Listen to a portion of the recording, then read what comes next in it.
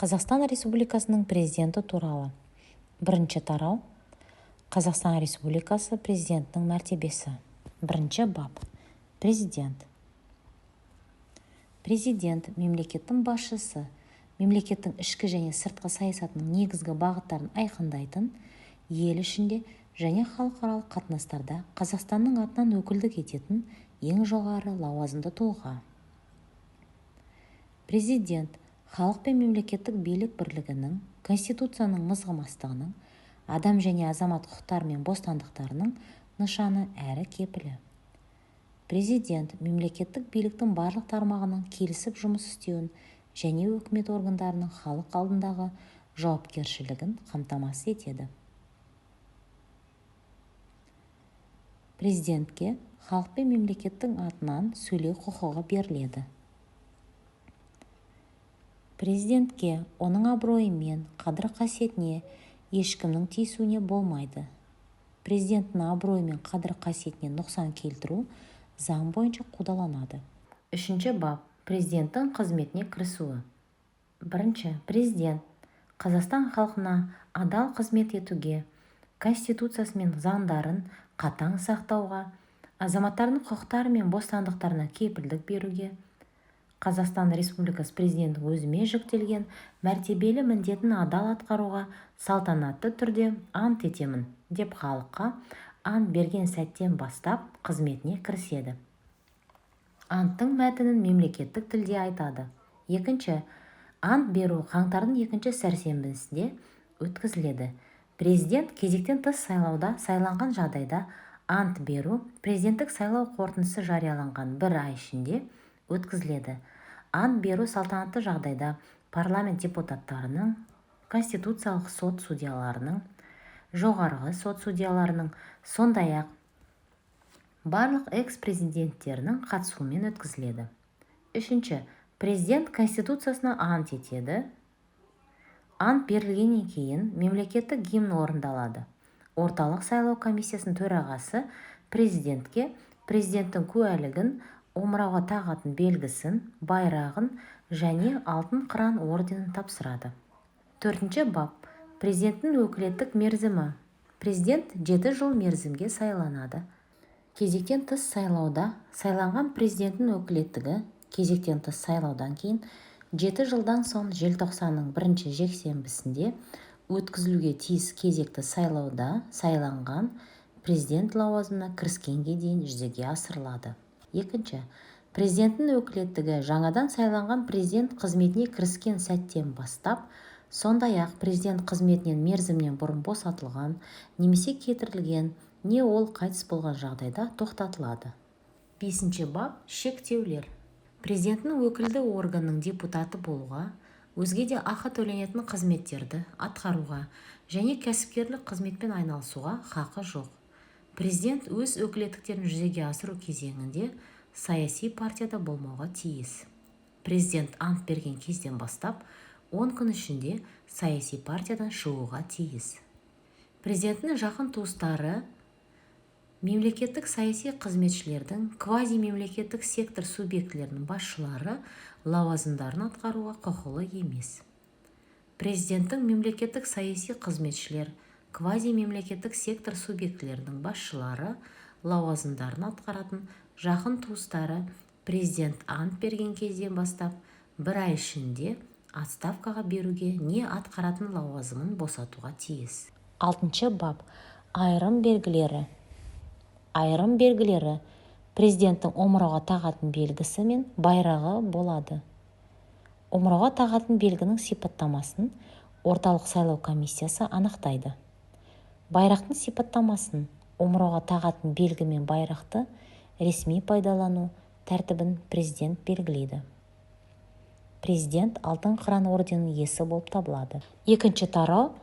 Президенттің өкілеттігі. Жетінші бап. Президенті сыртқы саясаттағы өкілеттігі. Президент келіссөздер жүргізеді және Қазақстан Республикасының халықаралық шарттарына қол қояды. Келіссөздер жүргізуге және республиканың мемлекет аралық шарттарына қол қоюға өкілеттік береді. Үшінші тармақша алып тасталды. Төртінші, бекіту грамоталарына қол қояды. Республика жасасқан халықаралық шарттардан күшін тоқтата тұру туралы шешім қабылдайды. Парламентке республика жасасқан халықаралық шарттарды денонсациялау туралы ұсыныс енгізеді. Президент дипломатиялық өкілдіктерінің басшыларын тағайындайды және кері шақырып алады. Президент шет мемлекеттердің дипломатиялық және өзге де өкілдерін сенім грамоталары мен кері шақырып алу грамоталарын қабылдайды. 8-ші бап. Мемлекеттің қорғаныс қабілетін және қауіпсіздігін қамтамасыз ету саласындағы өкілеттігі. Президент қарулы күштердің жоғарғы бас қолбасшысы болып табылады, қарулы күштердің жоғары қолбасшылық құрамын тағайындайды және босатады. Премьер-министрмен және парламент палаталарының төрағаларымен ресми консультациялар алысқаннан кейін бұл туралы парламентке дереу хабарлай отырып, Қазақстанның бүкіл аумағында және оның жекелеген жерлерінде төтенше жағдай енгізуді, республиканың қарулы күштерін қолдануды қоса алғанда аталған жағдаяттар талап ететін шараларды қолданады. Республикаға қарсы агрессия жасалған, не оның қауіпсіздігіне сырттан тікелей қатер төнген ретте бүкіл аумағында немесе оның жекелеген жерлерінде әскери жағдай енгізеді, ішінара немесе жалпы мобилизация жариялап, бұл туралы парламентке дереу хабарлайды. Парламент палаталарының қарауына қарулы күштердің халықаралық міндеттемелерді орындау үшін пайдалану туралы ұсыныс енгізеді. Өзіне бағынысты мемлекеттік күзет қызметін жасақтайды. Әскери доктринаны бекітеді. Республика азаматтарын мерзімді әскери қызметке шақыру және запасқа шығару туралы шешім қабылдайды. Парламент сенатының келісімімен ұлттық қауіпсіздік комитетінің төрағасын тағайындайды, оны қызметтен босатады. 9-ші бап. Президенттің парламентке қатысты өкілеттігі. Президент парламентке және оның палатасына кезекті және кезектен тыс сайлау тағайындайды.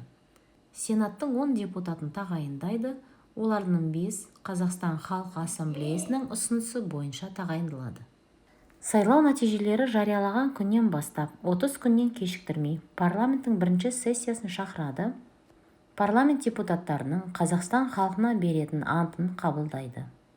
Парламент сенатының төрағасы лауазымына кандидатура ұсынады. Әдетте парламент сессияларын ашады. Өз бастамасымен палаталар төрағаларының немесе парламент депутаттары жалпы санының кемінде 1/3 ұсынысымен парламентінің кезектен тыс сессиясын шақыра алады. Парламент ұсынған заңға 1 ай ішінде қол қояды, заңды халыққа жария етеді, не заңды немесе оның жекелеген баптарын қайтадан талқылап дауысқа салу үшін қайтарады. Заң шығару бастамасы тәртібімен мәжілістің қарауына заңнамалық актілер жобаларының өзінің арнайы жолдауымен енгізеді. Заңдар жобаларын қараудың басымдығын белгілеуге құқығы бар.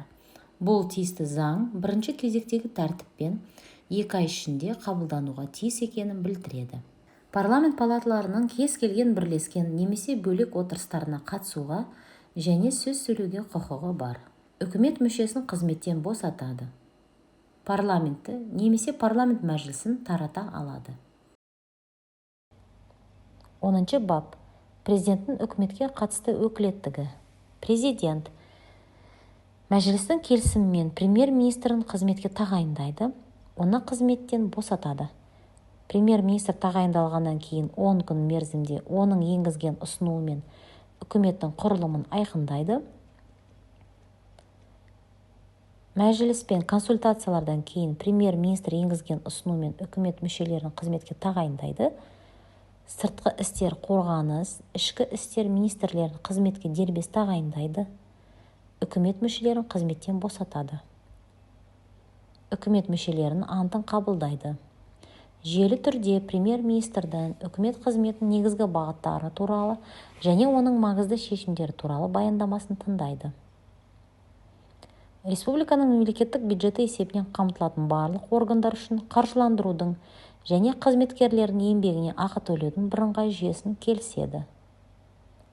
Мемлекеттік бағдарламаларды келіседі. Ерекше маңызды мәселелер бойынша қажеттігіне қарай үкімет отырыстарына төрағалық етеді. Не мәжіліс немесе парламент сенімсіздік білдірсе, үкімет және оның кез келген мүшесі мәлімдеген орнынан түсу жөнінде шешім қабылдайды. Үкімет немесе оның кез келген мүшесі мәлімдеген орнынан түсуді 10 күн мерзім ішінде қабылдайды немесе қабылдамай тастайды. Үкіметтің немесе оның мүшесінің орнынан түсуін қабылдамай тастаған ретте оларда өз міндетін одан әрі жүзеге асыруды тапсырады.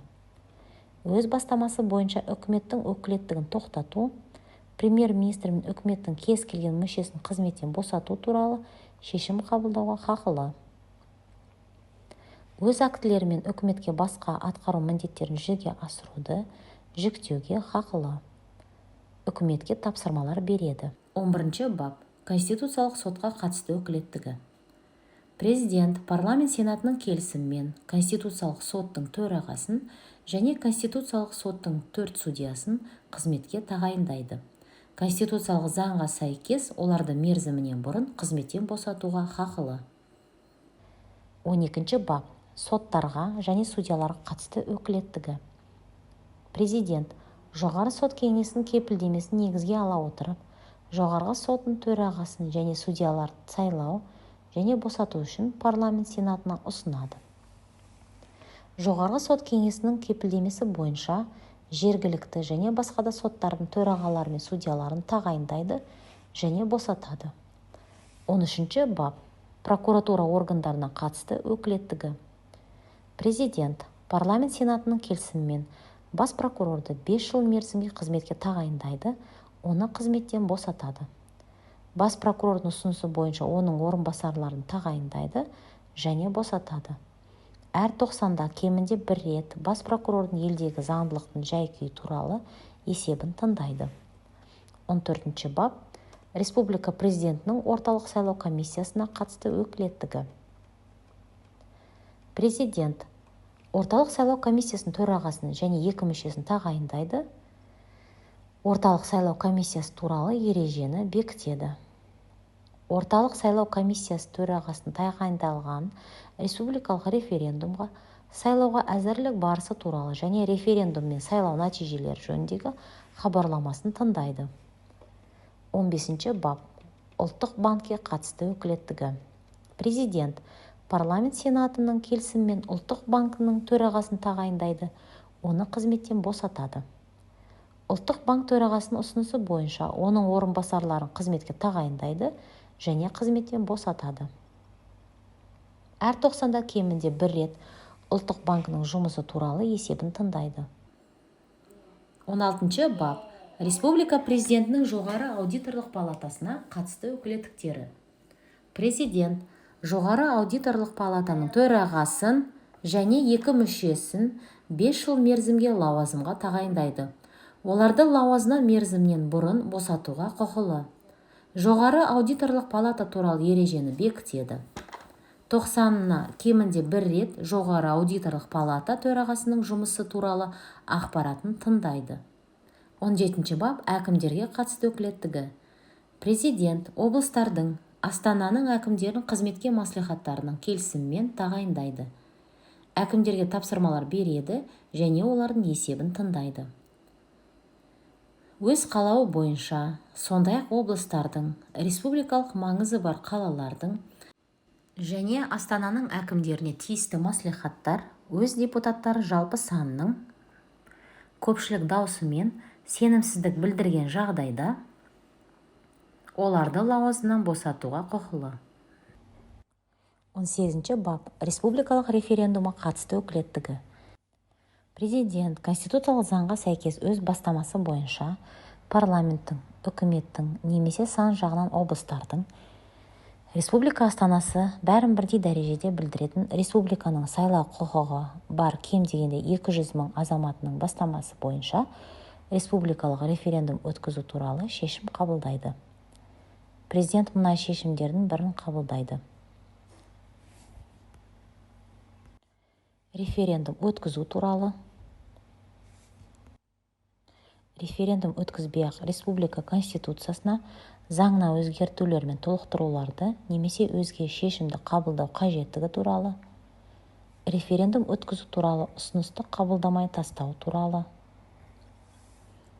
референдум бастамашыларының келісімімен президент өзінің бастамашыларының еркін білдіру үшін мәселенің тұжырымдалуын нақтылауға құқылы.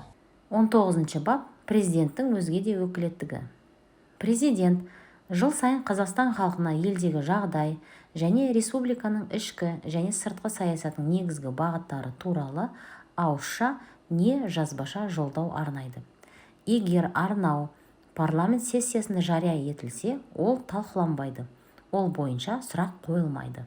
Мемлекеттік наградалармен марапаттайды және құрметті әскери және өзге де атақтарды, дипломатиялық дәрежелерді мен оларды айырады. Азаматтығына қабылдау, оны сақтау және одан шығу, азаматтығын қалпына келтіру туралы шешім қабылдайды. Саяси баспана беру мәселелерін шешеді. Азаматтарға кешірім жасауды жүзеге асырады. Мемлекеттік кеңесшісін тағайындайды және қызметтен босатады. Парламент сенатына адам құқықтары жөніндегі уәкілдің кандидатурасын 5 жыл мерзімге сайлау және қызметтен босату үшін ұсынады. Ұлттық валютаның қолданылу тәртібін, мерзімі мен шарттарын белгілейді. Президент әкімшілігін жасақтайды, тікелей бағынатын және есеп беретін өзге де мемлекеттік органдарды құрады, таратады және қайта құрады. Қауіпсіздік кеңесін және өзге де консультативтік кеңесші органдарды, сондай Қазақстан халқы ассамблеясы мен жоғары сот кеңесін құрады. Парламент сенатының келісімімен жоғары сот кеңесінің төрағасын тағайындайды. Премьер-министрмен және парламент палаталарының төрағаларымен консультациялардан кейін мәслихаттың өкілеттігін мерзімінен бұрын тоқтатады. 3 тарау. Қазақстан Республикасы президентінің актілері. 20 бап. Республика президент актілерінің нысандары. Президент бүкіл аумағында міндетті күші бар жарлықтар мен үкімдер шығарады. Президент қол қоятын парламент актілері, сондай-ақ үкімет бастамасымен шығарылатын президент актілері парламенттің әр палатасы төрағаларының не премьер-министрдің алдын ала қолдары қойылып тиянақталады. Президент өзіне тиісті өкілеттіктерінің қандай акт нысанында, жарлық немесе өкім нысанында жүзеге асырылатындығын дербес анықтай алады. 21 бап. Республика президентінің жарлықтары. Президент жарлықтарымен президенттің конституциялық өкілеттілігі жүзеге асырылады. Мемлекеттік биліктің барлық тармақтарының келісілген жұмыс істеуін, Қазақстан халқы алдындағы билік органдарының жауапкершілігін қамтамасыз ету мәселелері шешіледі. Парламенттің, үкімет пен басқа да мемлекеттік органдардың құзыретіне жатпайтын мәселелерді құқықтық реттеу жүзеге асырылады. Экономикалық және әлеуметтік саяси дамуының стратегиялық мәселелері бойынша шешімдер қабылданады. Президент шығаратын жарлықтардың ғана нормативті құқықтық акт күші болады. 22 бап. Президенттің өкімдері. Президенттің өкімдері Конституцияның, заңдардың және президент жарлықтарының негізінде және соларды орындау үшін шығарылады. Президенттің өкімдерімен әкімшілік өкімдік, жедел және жеке сипаттағы мәселелерді шешу жүзеге асырылады. Конституциялық мәртебесі жоқ лауазымды тұлғалар тағайындалады және босатылады. 23 бап. Президенттің актілерін дайындау және олардың президенттің қарауына енгізу. Президент актілерінің жобаларын дайындауды мыналар жүзеге асырады. Президент әкімшілігі және президентке тікелей бағынатын және есеп беретін өзге де мемлекеттік органдар. Республика үкіметі, жоғарғы сот, республика президенті белгілейтін өзге де мемлекеттік органдар мен лауазымды тұлғалар. Президенттің қарауына енгізілетін актілердің жобалары қазақ және орыс тілдерінде дайындалып енгізіледі. Заң техникасы мен іс жүргізу талаптарына сай келуге тиіс. Президент шығарған актілерді нөмірлеу президенттің өкілеттік мерзіміне жүргізіледі. Дайындаудың тәртібін сақталуын және оларды ұсынылуын бақылауды президент әкімшілігінің басшысы жүзеге асырады. 24 бап. Актілерге өзгертулер мен толықтырулар енгізу тәртібі. өзгертулер мен толықтырулар президент жарлықтарымен енгізіледі. Президенттің өкімдерімен енгізіледі. Президент жарлықтарының күшін жою президент жарлықтарымен, президент өкімдерінің күшін жою президент жарлықтарымен және өкімдерімен жүргізіледі. Президенттің бірдей заң күші бар актілердің арасында алшақтық туындаған жағдайда кейінірек күшіне енген акт басшылыққа алынуға тиіс. 25 бап. Актілерді күшіне енгізу мен жариялау тәртібі. Президенттің нормативтік сипаты бар актілері, егер президент өзгеше белгілемесе, алғашқы ресми жарияланған күннен кейін күнтізбелік 10 күн өткен соң, республиканың бүкіл аумағында бір мезгілде күшіне енгізіледі. Нормативтік сипаты жоқ президент актілері, егер президент өзгеше белгілемесе, оларға қол қойылған сәттен бастап күшіне енеді. Президенттің актілері ресми жариялануға жатады. Президент актілері сол сияқты өзге де баспа органдарында жариялануы, теледидар, радио арқылы, интернетте жария етілуі мүмкін. Республиканың мемлекеттік құпиялары немесе өзге де заңмен қорғалатын құпиясы баяндалған президент актілері жариялауға жатпайды. 26 бап. Президенттің қызметінен мерзімнен бұрын босату, кетіру. Президент науқастануына байланысты өзінің міндеттерін жүзеге асыруға қабілетсіздігі дендеген жағдайда парламенттің шешімі арқылы қызметінен мерзімнен бұрын босатылуы мүмкін. Президент өзінің міндеттерін атқару кезінде жасаған іс-әрекеті үшін тек қана мемлекетке опасыздық жасаған жағдайда жауап береді және бұл үшін парламент оны қызметінен кетіруі мүмкін. Президентті қызметінен кетіру туралы мәселе ол парламенттің немесе парламент мәжілісінің өкілеттігін мерзімнен бұрын тоқтату жөнінде мәселе қарап жатқан кезеңде қозғалмайды. 27 бап. Президент өкілеттігін ауысуы. Президент қызметінен мерзімнен бұрын босатылған немесе кетірілген, сондай-ақ ол қайтыс болған жағдайда президенттің өкілеттігі қалған мерзімге парламент сенатының төрағасына, егер ол келмесе, парламент мәжілісінің төрағасына, егер ол келмесе, премьер-министрге ауысады. Олардың ішінде президенттің өкілеттігін кім қабылдаса, сол алдыңғы өкілеттіктерді өз мойнына алады. 28 бап. Президенттің қызметін мемлекеттік қамтамасыз ету. Президент пен оның отбасы мүшелерін қамтамасыз ету, оларға қызмет көрсету және күзету республикалық бюджет есебінен жүзеге асырылады. 29 бап. Президенттің жалақысы және еңбек демалысы. Президенттің жалақысы заңдарда белгіленген тәртіппен анықталады. Президенттің демалысы 45 күнтізбелік күн. 30 бап. Президентті қамтамасыз ету.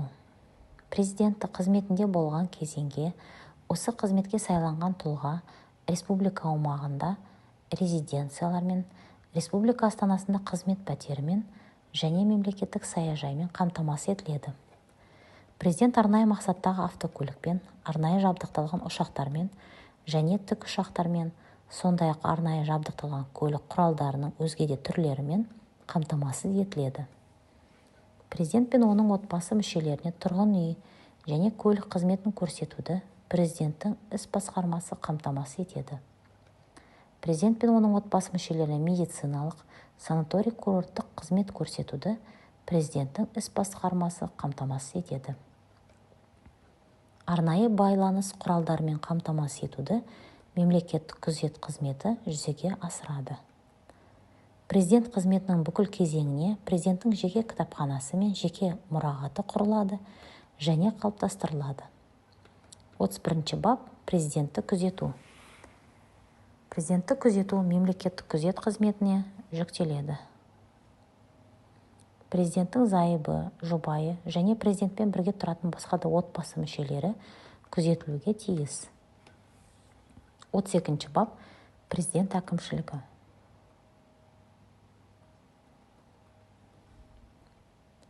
Президент әкімшілігі мемлекеттік орган болып табылады, оған мыналар жүктеледі. Президенттің қызметін қамтамасыз ету, Президенті елдегі істің жайы туралы уақытылы әрі толық хабардар етіп отыру. Президенттің шешімдерін сөзсіз және тыңғылықты орындау және олардың орындалуын бақылау. 33-ші бап. Республика президенті жанындағы консультативті кеңесші органдар, мекемелер мен ұйымдар. Президенттің конституциялық өкілеттіктерін жүзеге асыру және оның қызметін қамтамасыз ету мақсатында консультативті кеңесші органдар, сондай-ақ Қазақстан халқы ассамблеясы, республикасы президенті жанындағы өзге де мекемелер мен ұйымдар құрылады. Республика президенті олардың құрамын айқындайды, басшы лауазымды адамдарын тағайындайды, ережелерді бекітеді, олардың есептерін тыңдайды. Консультативті кеңесші органдар аппараттарының қызметкерлері президент әкімшілігінің қызметкерлері болып табылады. 34-ші бап. Экс-президенттерінің мәртебесі. Бұрынғы президенттердің бәрінің қызметінен кетірілгендерден басқасының экс-президент деген атағы болады. Экс-президент парламент палаталарының бірлескен отырыстарына және мемлекет өткізетін өзге де іс-шараларға қатысуға хақылы. Экс-президентке оның абырой мен қадір-қасиетіне ешкімнің тиісуіне болмайды. Экс-президенттің абырой мен қадір-қасиетіне қол сұғушылық заң бойынша қудаланады. 35-ші бап. Экс-президенттерді қамтамасыз ету. Экс-президентті қамтамасыз ету, оған қызмет көрсету және оны күзету мемлекет есебінен жүзеге асырылады. Экс-президентке өмір бойы президенті лауазым жалақысының 80% мөлшерінде зейнетақы тағайындалады. Қажетті қызмет көрсетілетін пәтер мен мемлекеттік саяжай, жеке күзет, жүргізушімен дербес автомобиль беріліп, ел ішінде тегін жүріп тұру, тегін медициналық, санаторий-курорттық емдеу қызметі көрсетіледі. Президенттің жеке мұрағаты мен жеке кітапханасының материалдары президент ретінде қызмет жұмысы аяқталғаннан кейін экс-президенттің меншігінде болады. 36-ші бап. Экс-президенттер құқықтарының кепілдіктері. Экс-президент мемлекетке опасыздық жасаған жағдайларды қоспағанда өзінің республика президент өкілеттігін атқаруымен байланысты іс-әрекеті үшін жауап бермейді. 37-ші бап. Өзге заң актілерін қолданылуы. Президентке мемлекеттік қызмет, еңбек және зейнетақы туралы заңдардың нормалары қолданылмайды.